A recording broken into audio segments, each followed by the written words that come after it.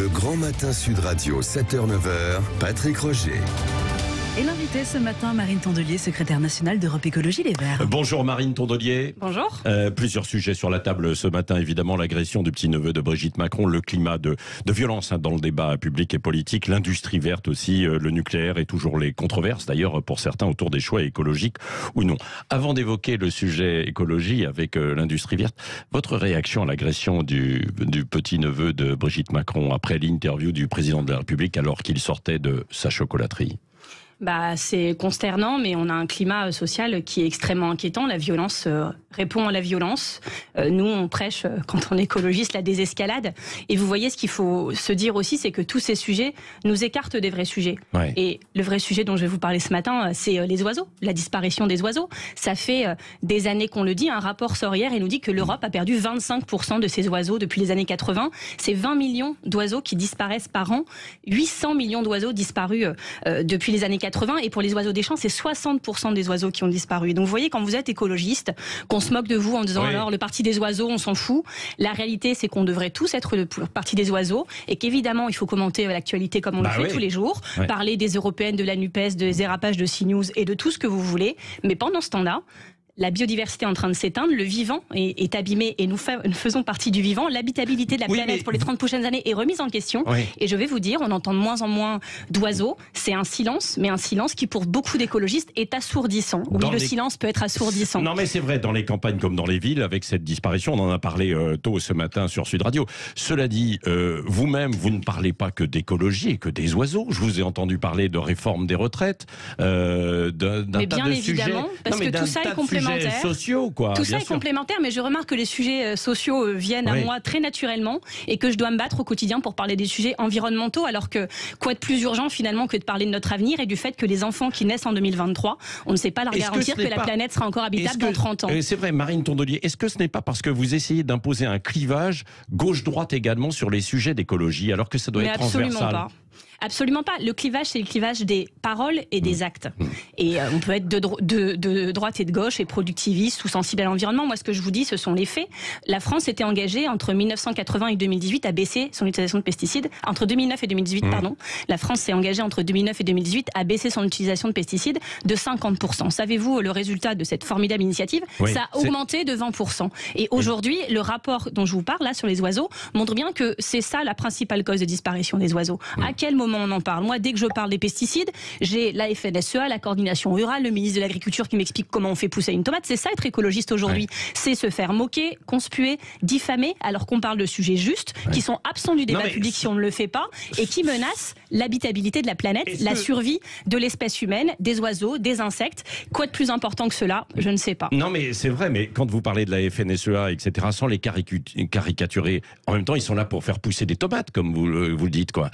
Et que c'est assez difficile. Oui, quoi, mais bien vous sûr. voyez, est-ce que vous aimez les agriculteurs? Bien sûr que je les aime. J'ai un grand-père agriculteur. Je ne renie absolument pas ni cet héritage ni ce milieu. Mais ce que je veux vous dire, c'est qu'on a voulu dans ce pays faire des écologistes le bouc émissaire de tous les maux des agriculteurs. Et je peux vous dire que vous faites disparaître tous les écologistes de France et même du monde. Les agriculteurs auront encore un problème d'eau, encore un problème de pesticides, de disparition des oiseaux et encore un problème de comment on cultive dans une France à 4 degrés. Mais surtout, les solutions qui sont bonnes pour les oiseaux sont aussi bonnes pour l'eau, pour tous les sujets dont on va débattre tout l'été parce qu'il n'y en aura plus. Par exemple, 20 000 km de haies qui disparaissent chaque année en France, encore maintenant, alors qu'on sait que c'est indispensable pour la biodiversité, indispensable pour la ressource en eau, pour que les nappes se rechargent. Comment on fait tout ça en fait? Où on parle de ça dans la société française plutôt que ces polémiques quotidiennes qui en vrai n'intéressent plus grand monde, ni vos auditeurs, ni nos électeurs. Alors tout de même, quand même, je reviens d'un mot sur cette agression là et puis la justice qui va aujourd'hui en comparution immédiate juger 3 personnes.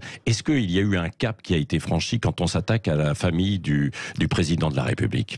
Évidemment qu'un cap est franchi depuis longtemps. Quand je fais un déplacement dans le Lot-et-Garonne sous protection policière pendant 2 jours, parce que le président de la Chambre d'agriculture m'interdit de séjour sur du papier en tête d'un établissement public en disant vous n'êtes pas la bienvenue, je vous ferai partir. J'ai dû déposer plainte quand même et être sous protection policière pendant 48 heures. Quand Morgane Large, journaliste sur l'agro-business en Bretagne, est victime de 2 tentatives d'assassinat et que quand entre ces 2 tentatives d'assassinat, elle demande une protection policière, on la lui refuse. Quand Paul François qui a gagné son procès contre Monsanto parce qu'il est malade des pesticides et que ça a été démontré. Il était agriculteur, vous voyez.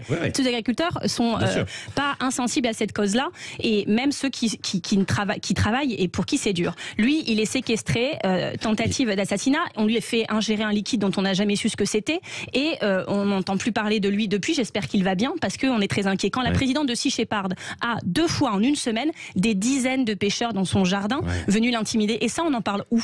Parce que mais en fait, quand Extinction Rébellion mène des actions radicales jamais aussi... contre les personnes, jamais. Et moi, je vais vous dire, je trouve scandaleux ce qui s'est passé pour le neveu de Brigitte Macron, mais il y a plein de gens qui ne sont pas les neveux de Brigitte Macron aujourd'hui et qui se font agresser dans l'indifférence générale, y compris FNE recense 50 cas d'intimidation, de menaces sur ces dernières années.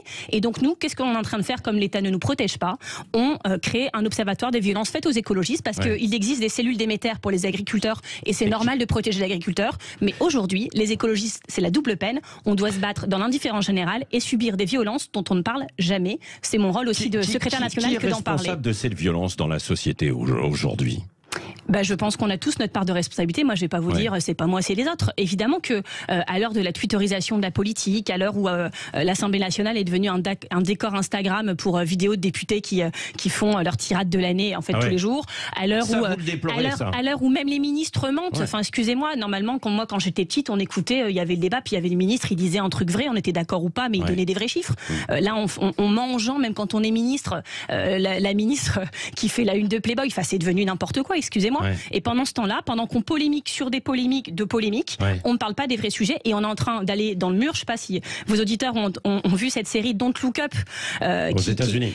C'est une série Netflix, qui fait des fois des bonnes séries aussi, et pas que celle-là, mais qui nous dit, c'est des scientifiques qui essayent d'alerter, et tout le débat tourne autour d'autre chose, et ils essayent d'alerter, et ils deviennent fous en fait, parce qu'ils disent, mais à quel moment vous comprenez que dans quelques jours c'est fini? Et on est en train de foncer dans le mur, mais les habitants de cette planète sont incapables d'ouvrir les yeux et de voir ce mur qui arrive. Au contraire, on accélère en fonçant dans le mur. Donc moi, je ne sais plus comment vous le dire, mais il va falloir qu'on fasse quelque chose. C'est en tout cas à quoi j'ai envie de m'employer comme secrétaire national d'Europe Écologie Les Verts. On va en parler dans un instant aussi sur les choix du nucléaire, mais il y a eu 2 histoires, parce que vous parlez de propos, etc., qui ont fait beaucoup réagir.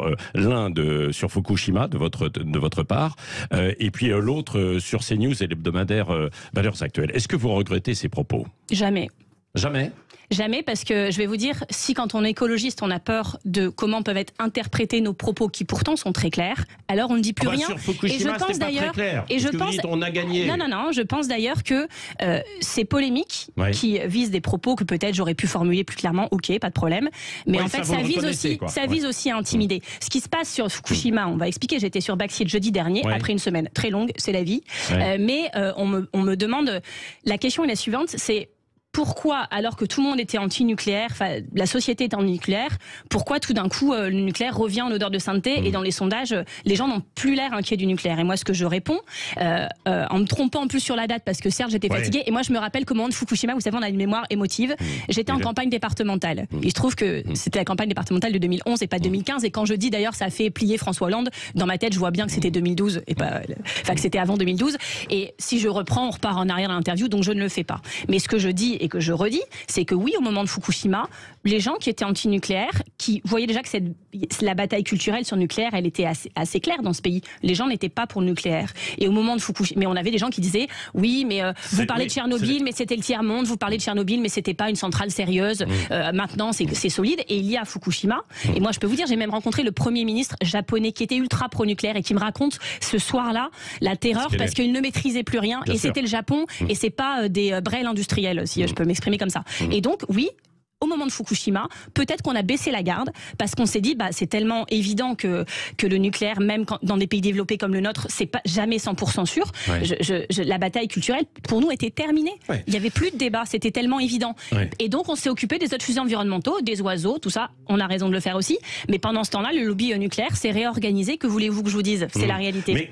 Et sur CNews et Valeurs Actuelles, bon, je vais pas revenir sur tous les propos, mais vous évoquez les manifestations d'ultra-droite que vous qualifiez de néo-nazis. La manifestation si même Darmanin voulait l'interdire, excusez-moi, c'est qu'elle devait être problématique, parce qu'on n'est pas exactement aligné sur le sujet. Et je vous rappelle qu'il trouve que Marine Le Pen est trop molle. Donc voilà, s'il interdit une manif, c'est que c'est pas une manif de gens qui votent Marine Le Pen. Ce sont des néo-nazis, qui... Mais pas ces 2 médias. CNews et Valeurs Actuelles. Mais j'ai pas dit ça non plus. Non, Merci de. Si c'est pas clair, je le redis. Ouais. Oui, il y a aujourd'hui en France des manifestants néo-nazis qui manifestent à ciel ouvert et dans l'impunité dans ce pays. Là, oui, un maire démissionne parce que des gens d'extrême droite sont venus manifester devant son domicile, ont mis le feu à son domicile et qu'il a demandé l'interdiction de cette manif qu'on ne lui a jamais répondu, qu'il a demandé une protection policière qui ne lui a jamais été accordée. Oui, on en est là.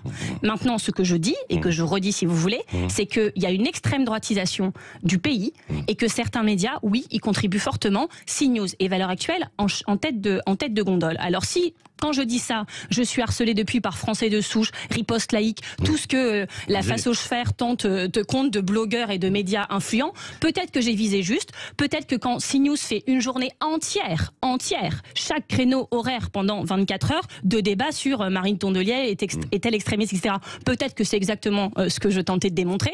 Et oui, peut-être que l'Arcom devrait faire son travail dans le cas de CNews qui ne respecte pas les règles du pluralisme. Moi, je ne demande pas, comme du législateur, de fermer CNews. Je veux qu'ils respectent la loi.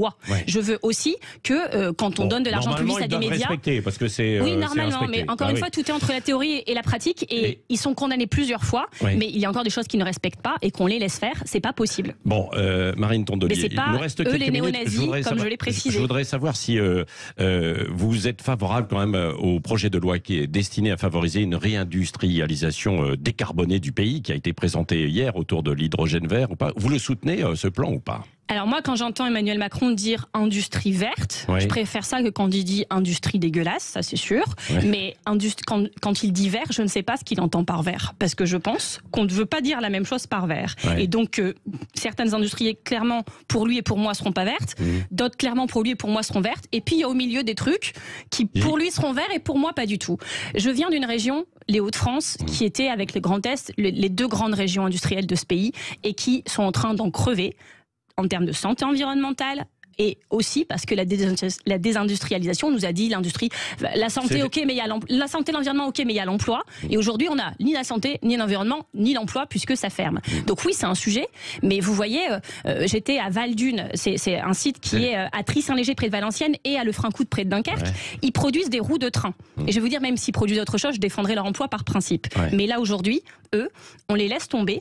Alors que c'est les derniers qui fabriquent des roues de train en France, et que ça veut dire que quand on nous parle de grands plans pour le ferroviaire, etc., demain, on aura peut-être enfin de l'argent pour le train, mais pour acheter des choses en Italie, en Espagne, en Tchéquie et en chinois, et je n'ai rien contre les travailleurs de ces pays, mais ça vient quand même de plus loin. C'est pas écolo. Vous défendez une certaine souverainéité, alors, je défends, notamment je défends évidemment le produire local, et surtout le respect des compétences de décennies d'expertise française. On a le record de vitesse, par exemple, du TGV, 560 km/h pour aller sur le TGV Est. La roue, elle a été fabriquée là. C'est les gens qui ont fabriqué ça, cette compétence, cette excellence qu'on laisse tomber. Et Lefrancoude, donc toujours le site Val-d'Une, là où les cylindres d'acier sont compressés, c'est la dernière forge de France. Quand elle ferme, il n'y a plus aucune forge en France et on perd à jamais cette compétence parce que jamais on pourra réouvrir ce genre d'industrie quand on a perdu le savoir-faire. Donc oui, moi ça me donne envie de pleurer en fait. Et de voir Macron se pavaner pour dire moi je fais 20 000 emplois de batterie Gigafactory, ok, mais sur des terres qui en plus si ça tombe dans 20 ans seront sous la flotte parce que Dunkerque c'est quand même des polders et regardez le trait de côte dans les années qui viennent, sur des terres en plus agricoles parce qu'il aurait pu trouver dans pas ce plan. Évidemment qu'il faut de l'industrie et évidemment que c'est mieux quand elle est verte. Mais vous voyez, si c'est pour alors qu'il y a plein de friches partout dans cette région, le mettre sur des terres agricoles, enfin on est quand même en train de marcher sur la tête et sans jamais remettre en question la direction vers laquelle on va. Et tant qu'on fait ça, ça marchera pas. Bon, et un dernier mot, il nous reste une minute, Marine Tondelier, sur la réforme des retraites. Les syndicats rencontrent aujourd'hui encore Elisabeth Borne. Je leur souhaite bien du courage et de garder leur sérénité et leur détermination. Moi, je leur fais entièrement confiance. Jamais je dirais de mal d'un syndicat. Je suis extrêmement fière de ce qu'ils ont réussi à faire dans la réforme des retraites et cette mobilisation n'est pas terminée. Je vais vous dire, on m'a reproché d'avoir dit la ZAD. Mais on est là en ce moment exactement dans le moment de la ZAD. Vous savez, les ZAD, quand elles viennent, les ZAD arrivent au moment où le projet, il a du plomb dans l'aile, mais personne ne décide de l'arrêter. Et personne n'arrête le combat non plus. Et donc c'est cet entre-deux où personne n'a gagné, personne n'a perdu. C'est là où ça se joue. C'est qui lâche l'affaire en premier. et je peux vous dire que ce ne sera pas nous. Oui, parce que l'article 40 pourrait être utilisé à l'Assemblée nationale, là vous avez vu, pour empêcher... après le 49.3, le 47.1, je vais vous dire, j'ai appris plein de numéros d'articles, comme tout le monde, ces dernières semaines. On va suivre avec attention quel nouvel article ils sortent du chapeau pour ne pas se confronter à la réalité, c'est-à-dire que les députés, majoritairement, sont contre cette réforme et qu'ils ont raison, parce que c'est ce que leur demande une grande majorité des Français, 9 Français actifs sur 10. Merci Marine Tondelier, secrétaire nationale d'Europe Écologie Les Verts, qui était l'invitée ce matin de Sud Radio. Merci à vous.